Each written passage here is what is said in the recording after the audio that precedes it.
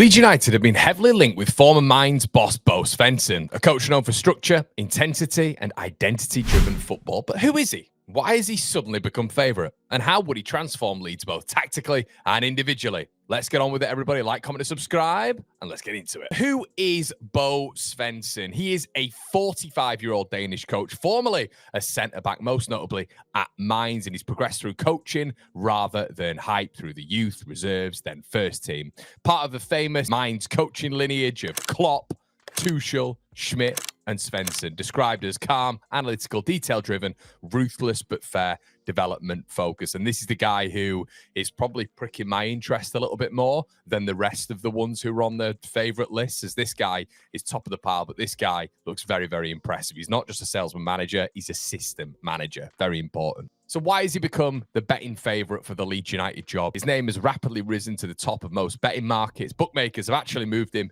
into favourite territory ahead of other experienced names. And for me, this movement suggests discussions or internal alignment potentially. The odds don't guarantee appointments. Look, we all know this, but momentum like this rarely forms without some sort of energy you'd be hoping behind it. So proof of concept, what has he already achieved? So he took over Mainz mid-season in relegation territory. It was one of the biggest turnarounds in that Bundesliga campaign. And even in that season when Bo took over, they went and beat elite teams, including Bayern Munich, which obviously over in the Bundesliga is ridiculous when it comes to beating a team of that caliber on and off the pitch. They went on extended unbeaten runs, followed up with a top half finish, not just survival, developed and increased the value of multiple players, and they built identity and belief, not just results, which is obviously massive for the long term. Think Thomas Frank. For me, he doesn't need stars, and this is what we've been talking about on One Leeds. He creates systems that make players look like stars. So what is the tactical philosophy and the game model when it comes to someone like Bo Svensson?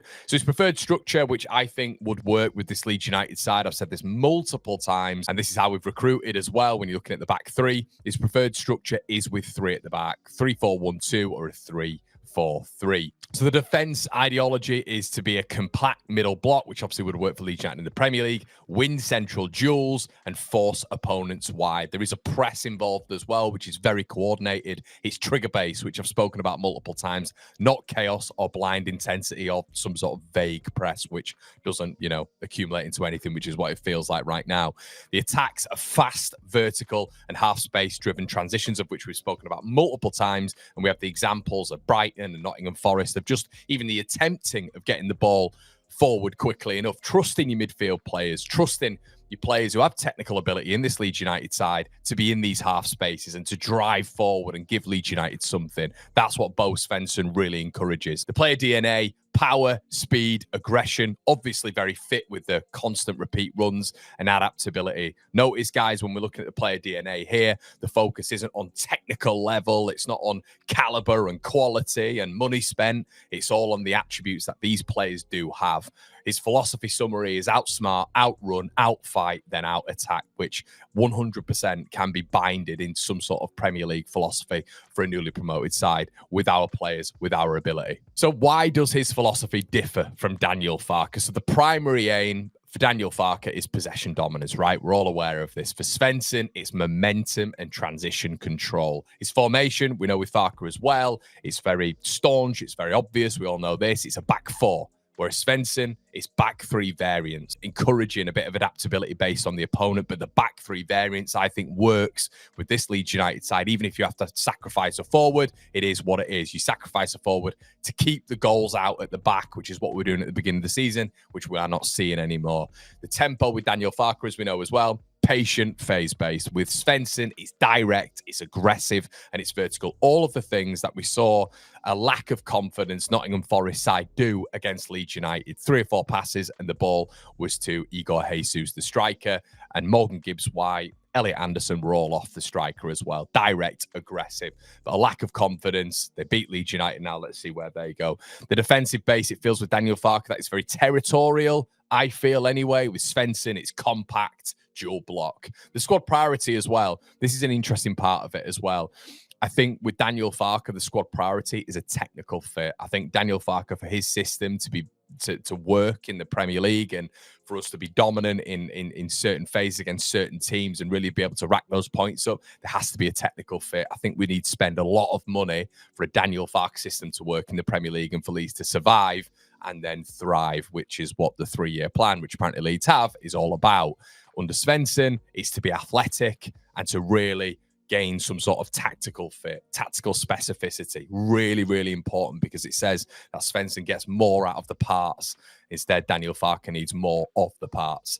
So how Svensson would give Leeds players sort of role specificity and improvement, he turns probably generalists into specialists, which is how we're seeing it right now. I feel like there's a general football profile, not real specificity when it comes to the likes of Anton Stark, when it comes to the likes of Gabby Goodmanson, who I think would be really prominent in a Svensson system, using role clarity, not just sort of either no roles at all or role overload. I think how clear Bo Svensson is with turning generalists into specialists is really key. So historical examples from Mainz, who you might be aware of, is Nakate, who turned into an aggressive wide centre-back under Svensson in a back three. Berghardt, I've mentioned on the channel multiple times. I think he did a wonderful job with him. Turns into sort of like a press runner forward, not just a traditional number 9, which I feel like he was maybe before Svensson. And Vidmer as well, who was an attacking wing-back, not just a full-back under Bo Svensson. So how would this apply to Leeds United? So centre-backs would turn into zone specialists. The inside centre-back is really prominent in terms of being the organiser and the stopper. That's how I see someone like Jacobiel. And the outside centre-backs are all about pace, duels, and ball carry, which I think Joe Rodon developed last season. And I think Pascal Struijk is of that mould anyway. We all know that.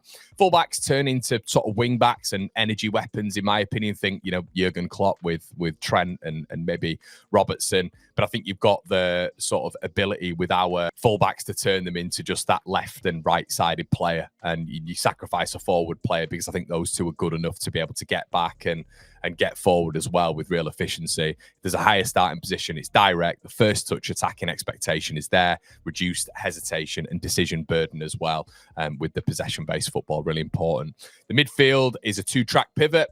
In that 3-4-3, there's a destroyer who hunts and screens, which I kind of see maybe potentially either Ampadu or even Anton Stark. And then there's the connector, progress and arrive. We've spoken about this before. That also helps the number 9 in someone like Dominic Calvert-Lewin. That could be Longstaff. That even could be Altanaka, in my opinion.